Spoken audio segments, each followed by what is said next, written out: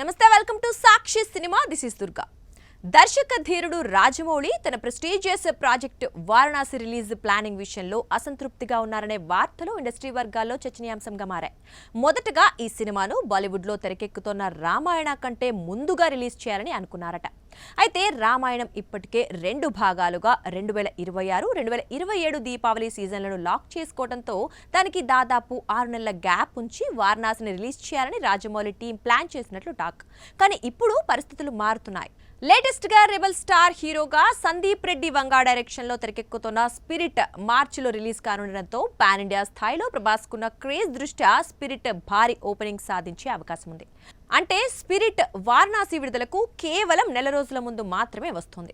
Spirit hit అయితే వారణాసికి అనుకున్నంత opening వచ్చే ఛాన్స్ ఉండదు. బాలీవుడ్లో హిట్టాకు వస్తే నెలల తరబడి రన్ ఉంటుంది. ఒక పెద్ద సినిమా చూసిన ఆడియన్స్ వెంటనే మరో భారీ సినిమా కోసం థియేటర్స్ కు పరిగెత్తరు.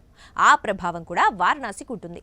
ఇక వారణాసి విషయానికి వస్తే సుమారు 1200 నుంచి 1300 కోట్ల బడ్జెట్ తో తెరకెక్కుతున్న ఈ మూవీ రికవరీలో పెద్ద భాగం రాజమౌళి బ్రాండ్ విలువపైనే ఆధారపడనుంది.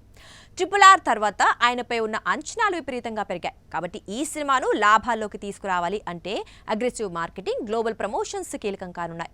మొత్తానికి వారణాసి రిలీజ్ టైమింగ్ చుట్టూ ఏర్పడిన ఈ పరిస్థితులు ఇండియన్ సినిమా వ్యాపార దిశను ప్రభావితం చేసేలా కనిపిస్తున్నాయి. రాజమౌళి టీం చివరికి ఏ నిర్ణయం తీసుకుంటుందో చూడాలి. సాక్షి టీవీ ప్రసారాలను నిలిపివేయడం చట్టరీత్యా నేరం. సాక్షి టీవీ ప్రసారాల కోసం మీ స్థానిక కేబుల్ ఆపరేటర్ని వెంటనే సంప్రదించండి. DTHలో, ఇంటర్నెట్లో కూడా సాక్షి టీవీ ప్రసారాలను వీక్షించవచ్చు.